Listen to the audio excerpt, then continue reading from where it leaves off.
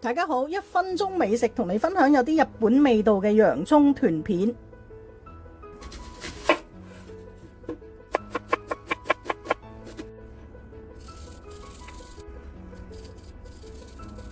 我哋調一個汁，咁呢度有蒜蓉啦、薑蓉啦，俾2湯匙嘅味淋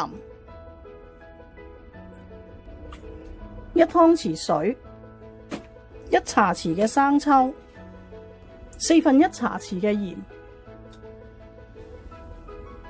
，1/4茶匙嘅老抽。先爆一爆啲洋葱。